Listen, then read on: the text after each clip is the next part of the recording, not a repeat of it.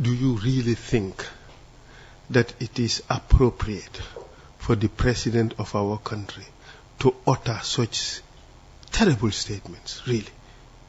And now I even heard that the Gala, the young Gambians who came out... Gambians against looted assets. Yes, protesting against corruption in this country. I understand that the government is going to launch a counter protest. Oh, is that so? That is shocking.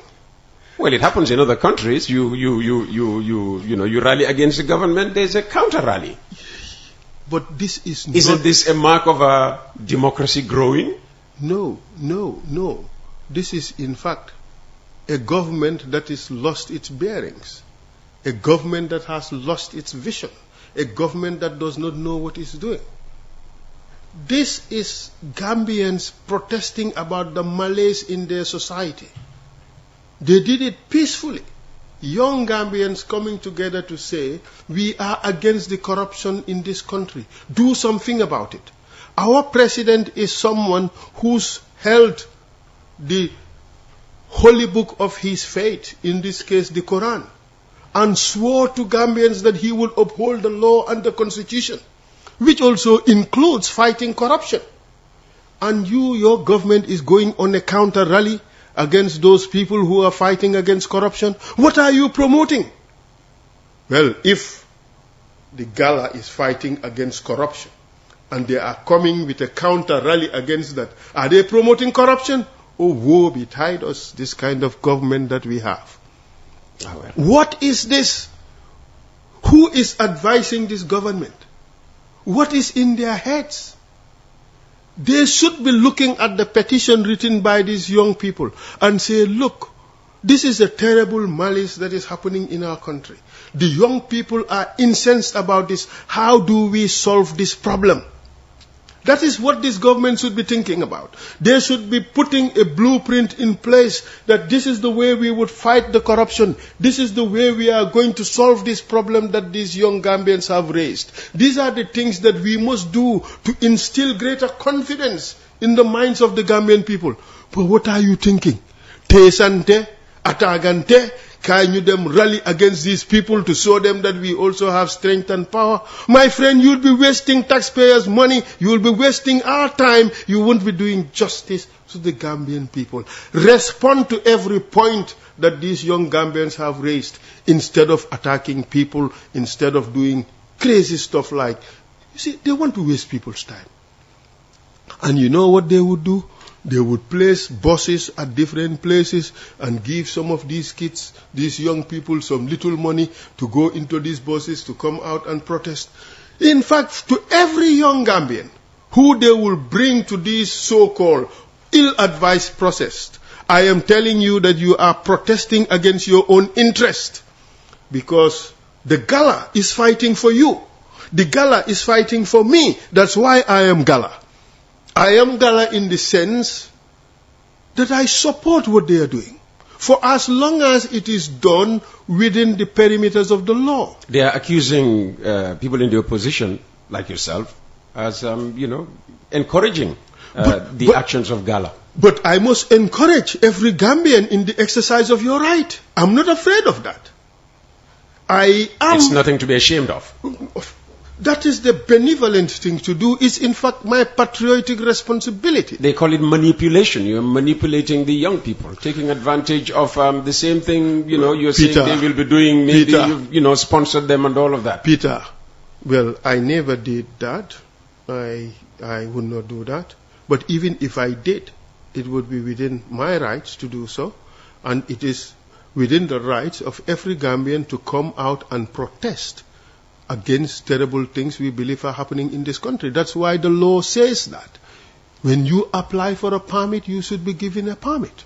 You should not be denied a permit for unreasonable grounds. And that is why they were given a permit. Why didn't they deny it? They gave it because it is the constitutional right of the Gambian people. You cannot take it away from them. And do you always agree with the conditions of these permits? Because initially they tried to push them to an area where they would have no visibility. Yes, but that is also maladministration. because by pushing them into somewhere where they have no visibility, it's almost effective denial. You know, it's constructive denial, because really the whole essence of a protest is to be heard, be seen and be heard. So by putting them away somewhere they would not be seen or be heard would be constructive denial. But for those who are attacking people like me for supporting the fact that Gambians are exercising their right, my friend, what are you thinking? Okay. You know, we remember Solo Sandeng. He went out even without a permit, and we all hailed him as a hero. Well, we remember what happened to him as well. Yes. Sad though it is. And it brought down that government. So if Barrow also wants to think that they can muscle the Gambian youth, let him think again. I am telling him, my brother, you are being ill-advised. I want us to move on, sorry. Thank you. But Peter, can I just say something about those thinking that we are manipulating these young people? Let me tell you, these are smart and highly educated young Gambians. So to think that someone sitting out there can manipulate these people, you are making a big mistake. These people are so fiercely independent. Nobody can do that. And don't underestimate them. You see, the problem with this government is they are underestimating these young people. They are smarter than most of them. They are more educated than most of them. They are more committed to patriotic causes than most of them. If you know, what you said earlier on is to be taken, if they're going to rally thousands of young people, all right, to counter this protest, of course you would feel that young people are there to be manipulated. They lend themselves to manipulation. But those people are different from the gala. They are different from the gala. Okay? So they are manipulating those young people who don't even understand the issues. If those, billahi Peter, if those young people understood that what they were going to do would be supporting people stealing their money, supporting people who is preventing them from having good schools, supporting people who are causing them not to have good medical care, supporting people who are causing them not to have good opportunities in Gambia, do you think they will support them? They will not. But they are misguiding these people, telling them, we are going to show them, we are going to fight for Gambia's democracy. What democracy is being threatened that they are fighting for? The gala, their protest, I was not here, but from what I saw on the videos, it was most peaceful. In fact, came prayer time, they went up and prayed. Yeah, we saw that. So what is the threat to Gambia's democracy? Leave Gala alone. Let's move on. Let's talk about election deposits and a new IEC, if you like. Well, we all welcome a new IEC, definitely, because Mr. Njai was old and tired, and I am sure Alaji Momar Njai. Yes, and I am sure he no longer have the stamina really. To do this. We all need some additional coffee. Yeah? Yes, that's right. so it's great that we will try. No, the girls are hearing. Yes. They will bring the coffee. Fantastic. So it's great to have a new IEC, and I congratulate our brother Mr. Colley on his appointment. Joe Colley. So he also sings Recta Sapere. Yes, absolutely. Like all of us. So I wish him well. It's a very onerous responsibility. It is. And I am sure he is alive to the fact. I have seen some of the criticisms that have been leveled against him. Even God is criticized. Yes. So I do want to believe he's a saints man. I want to believe that the discipline that's been instilled in all saints people would also be found in him. I am sure that he's alive to the fact that this is not about a person who appointed him. This is about our country. So, and I pray to God that God helps and guides him in the right direction. And I am confident that he would do the right thing. And that's where I would leave it. I can only wish him luck and pray that he has the strength of character to deliver to the wishes and aspirations of the Gambian people. Beyond that, election deposits. I think Barrow is trying to create a de facto one-party state. Nobody sees it. Nobody is talking about it. I raised it at Kerfatu. There is no easier way of creating a de facto one-party state other than by making it almost a near impossibility for most people in the country to participate in the democratic space. If you make it such that people cannot afford to run for election, the field is free for you. But how is that Barrow's fault? This is a decision taken in the National Assembly. Yes, but if you have an independent co-equal arm of government. No, but if you have a majority, then blame Parliament, blame the majority leader. No, Honorable Bile Tunkara. No, I blame the president for promoting that bill. Because it is the president's idea, it is the president's bill that went to Parliament and was passed. But don't worry, we will challenge this as unconstitutional, because our democracy is not in the exclusive reserve of those who have money. It's not for the haves to the exclusion of the have-nots. We would not accept that. We would go to court and challenge this as unconstitutional, and I do hope. Is there room to challenge this thing in time for the 2026 election? Well, knowing the way things can drag in the courts in this country? We have to have confidence in the Supreme Court that they will do the right thing. But clearly, this law is unconstitutional. Remember, Peter, the first legislative act of the Barrow government was to go to Parliament and change 2 or 3 laws. One was the age limit for president and vice president. You remember that? Yes. The 2 is the deposit to run for elections. And 3 is cross-carpeting. They changed that. What has happened to them? Well, they have realized that they did the wrong thing, so they have come back to rectify. So they are now aligning their views with Jammeh. Well, because it's the 1997 Constitution. But this is the problem. Barrow is hijacked by Jammeh people, and he is coming out worse than Jammeh.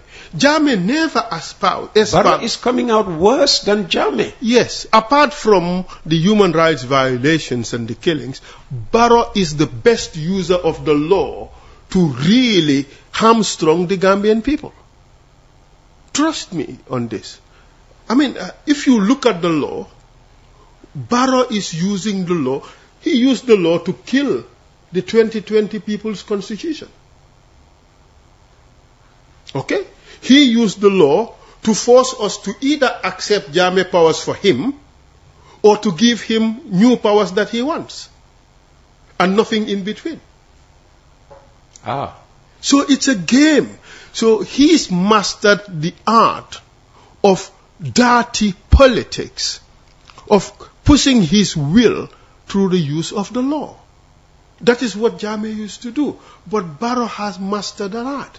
And look, now we have a dictatorial constitution. We have to like it or not. We must have that, or we give him what he wants.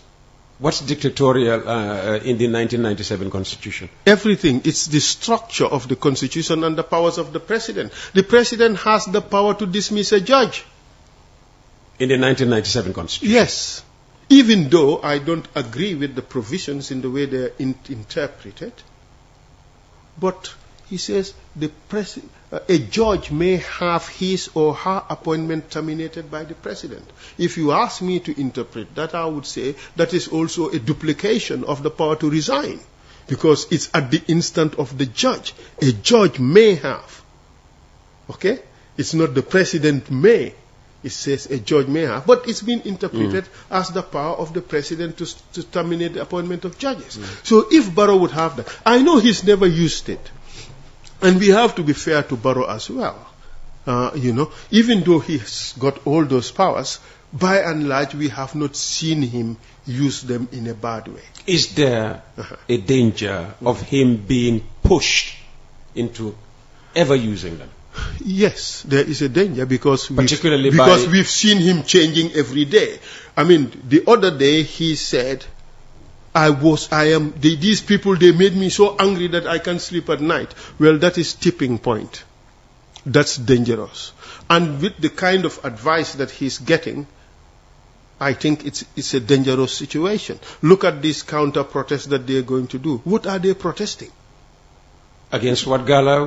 You know, I mean... Well, Gala is against corruption. Are they for corruption? So it therefore means that they are protesting for the preservation and maintenance and promotion of corruption in this country. Well, that is the height of the principles of Nafolo Pisser Pasar. Spend all the government money in a reckless way, and nobody would hold you accountable. We have 10 minutes before the next commercial break. Let's try to push in as much as possible. Talk about diaspora voting, because yet again, you know, people in the diaspora. I have 2 daughters out in the diaspora. They still can't vote. Well, they'll tell you, well, okay, let them travel back to the Gambia and. I am telling you, this is a massive violation of the rights of the Gambian people. Is a massive violation of provisions of the Constitution, is a massive disregard to the decision of the Supreme Court of the country, and for which Barrow's government should be punished by the Gambians at home and also Gambians in the diaspora. Let me tell you, my brothers and sisters in the diaspora, this is your birthright, this is your constitutional right. You feeding all of us in this country. You should have a right to have your say in how our country is governed. And because they are denying you of this right, you must punish this government for doing so. How? I encourage all of you to send money to the opposition so that we can get this government out. I am encouraging all of you to tell all your people in this country to vote against the Barrow government, because it is a terrible government that does not respect their rights. They are only good to send money in the Gambia, but they are not good for anything else. The moment people in the diaspora talk about how their country is run, the Barrow government gets diarrhea, and then they go about and say all sorts of crazy things. Like they attack diasporans by telling them, you cannot even build Gunugaran in this country. Well, we've seen all these beautiful story buildings in this country. They cannot be built by Gambians in the Gambia, except if they would steal money, or they are in big businesses. But, so the diaspora is important in this country. They contribute 31% of GDP, and that is formal diaspora remittances. Yes, that is true. If you would talk about the informal too, I think it would be half of GDP. This is the most important demography for Gambia. We cannot joke with them. We cannot play with them. A government led by APP Sobea would embrace the diaspora. We would take them as partners in development. We would open up the doors for them to be able to invest in their country. Not to do what they have done to me, bring you in, take your money, and they muscle you out and prevent you from achieving your project. No, never would that happen again in this country. We will make sure that people in the diaspora are given the opportunities and are assisted to invest in their country. Give them the opportunity, lay out the red carpet so that they can achieve great things in their country, just like they are achieving great things abroad. That is the only way we can develop Gambia. We cannot develop this country by preventing those amongst us who are able to put in money in our economy, casting them aside, putting roadblocks ahead of them. We cannot develop by we know what's happening to diaspora.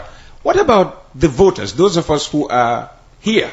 Those of us who go to the polls, cast our ballots, which are counted ultimately, and somebody is declared winner.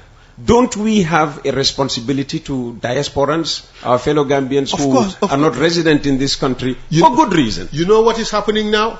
A lot of people in the diaspora are telling their people, vote for Esa Fall next election. If you don't vote, my friend, maybe less money would be coming. I don't subscribe to the idea less money coming in. But they should encourage their people to vote for the progressive candidate, to vote for APP Sobea. We have the solutions to the problems of this country. We are the party that can unite Gambia. We are the party that can bring reconciliation in this country. We are the party that can bring respectability and integrity in government. We are the party that can lay the foundations for peace, progress, and prosperity in this country. The government has been to Mauritania, issued identity documents to Gambians who are in that country. They plan to do in other African countries. What's APP Sobea's position on this? You see, this is why I say that Barrow has become an expert in using the law to do things that would advantage him politically. There is nothing absolutely wrong in the law to issue ID cards to Gambians abroad. Because the first step is that Gambians abroad and Gambians at home are equally entitled to carry the documents of the country. But equally, the rights to vote. But what are they doing? What are they doing? Let's look at it. Let's look at the intent of their actions. What's the intent of their actions? The suspicion is that it's for vote padding. Oh. How do you pad your votes? Is you give a cross-section of society the opportunity to be able to vote with the expectation that they are going to vote for you. We have seen a lot of people registered who are not Gambians, but they are living along the border. You have seen that? I have seen that. In fact, the other day, an NPP surrogate. An APP or NPP? NPP. Nafulo Pisir Pasar. I have a new name for them. I will release that sometime later. I will go with National People's Party. I will call them Nafulo Pisir Pasar. Gambia la Nafulo. Parti Minke Pisir Pasar. Wolem NPP. Nafulo Pisir Pasar.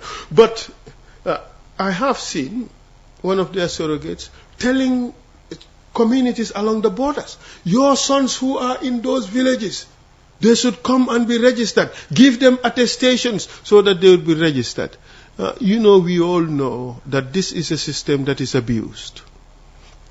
You give attestations to non-Gambians, they have Gambian papers, are entitled to vote. We have seen it during the Jammeh era.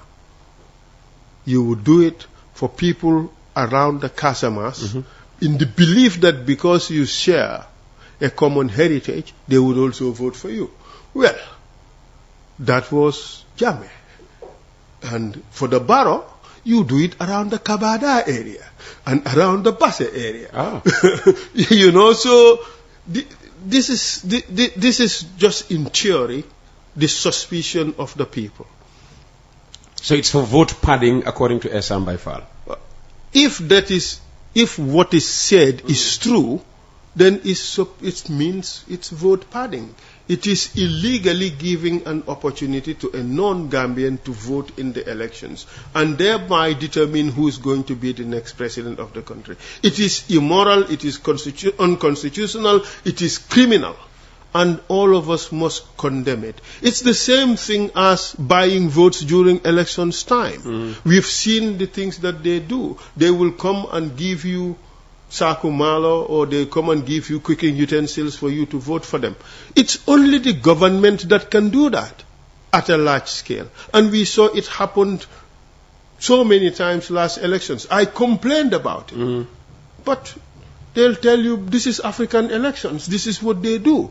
I say no. This is Gambian elections. Our law is against it. And it must stop. And my people in this country, when they come and give you their $300 or $1,000 and sakumalo, take it as this is your money and vote against them and kick them out. You criticize government's, youth and women's development project. I'll read you a headline from today's The Standard. Gambia secures $19.9 million to boost rural youth and women's resilience. That has to be welcome news. I would laugh at that. Peter, next year, this time, do a study to see whether that project is a success or a failure. I am telling you, Gambia is the place where beautifully written projects come to die. A lot of these projects put money in the pockets of the implementers, and the Gambian people pay the price of paying the debt and not benefiting much from it. You see, these are band-aid solutions to our problems. APP Sobaya party would not be looking for these minuscule investments in the youth and women of this country. $19 million. No, 1.9. 1.9 million. Sorry, 19.9. Let's say 20 million. 20 million. You think we are fools. You think we are stupid. This is swell. Like chickens you put. I'm telling you. Look, we are 3 million people. You are telling me 19-20 million. I am, APP Sobea is calling for an investment of no less than $50 million a year for 5 years in Gambian youths. You're telling me $20 million for Gambian women and youth. This is pittance. Okay. This is a joke. And very quickly, since we are said to be an agrarian society, a society based on agriculture, government seems to be investing a lot in agriculture, haven't they? Recently, Peter, there was a $68 million project. Peter, you see, there is no country in this world that has developed without it being able to first feed itself. But that's what we are,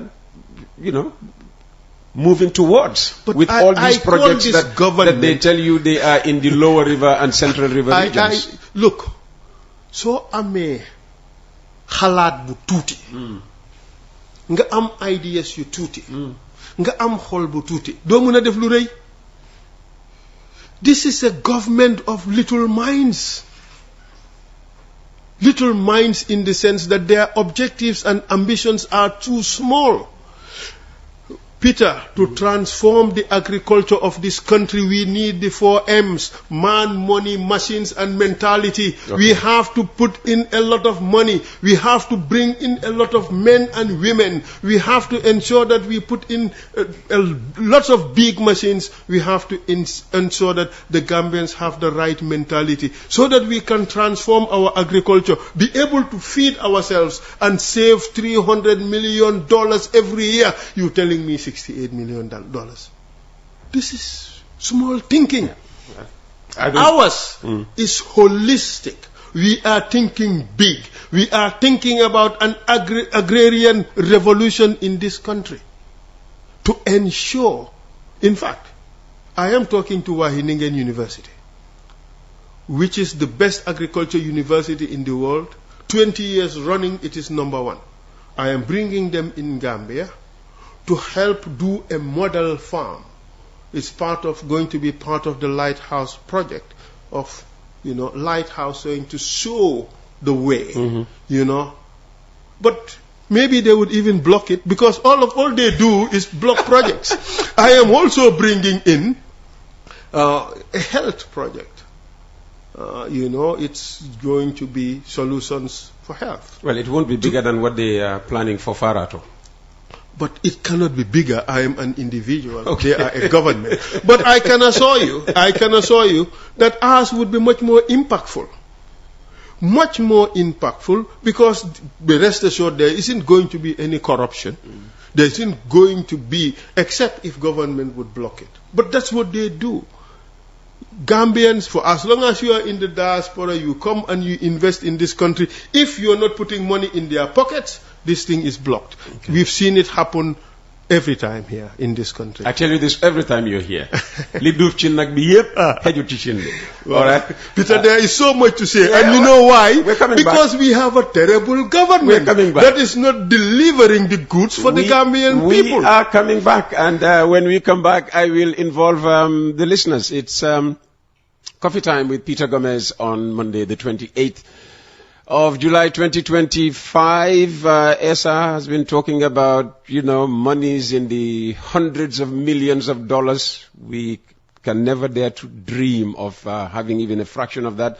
But we're grateful to the institutions that put money into the program, ensuring that we are here every morning to bring you the program on air and also on YouTube. And they are Tough Africa Global, Jar Oil, EcoBank, Global Auto Care, JFIN, Wave, Trust Bank, and Global Properties. We are with Esam Baifal, and this is going to be my working instrument for this next half hour. Everything I say to him has to come from this.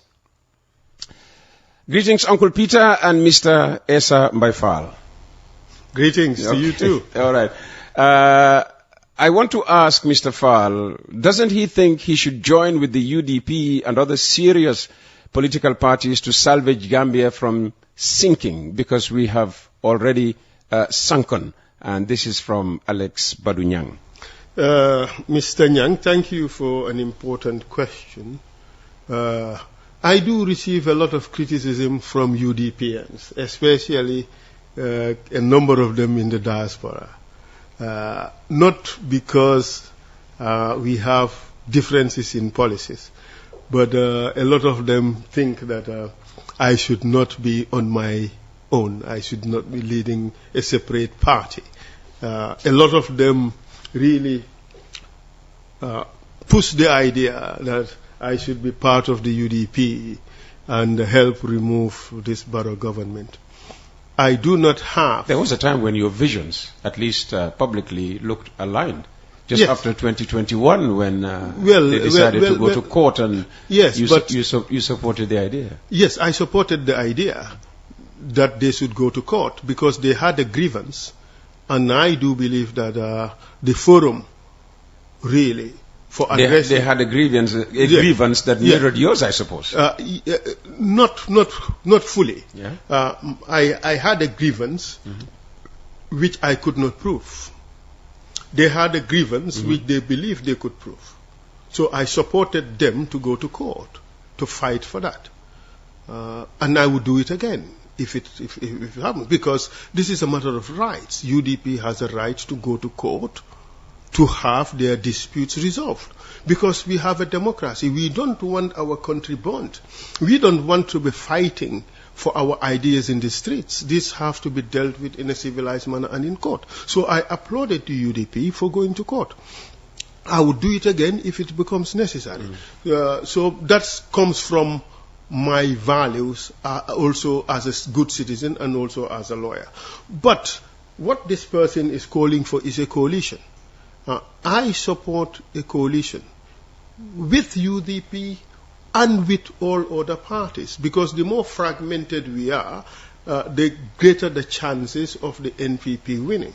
But the more united we are, we reduce their chances of winning. And to be quite candid, if we have a UDP government beyond NPP government, with all due respect to UDPNs, I'm saying if we would have an NPP government beyond 2026, that'll be a terrible disaster for this country. Because they have proven time and time again that their only vision for government or for economic prosperity in this country is borrow and spend.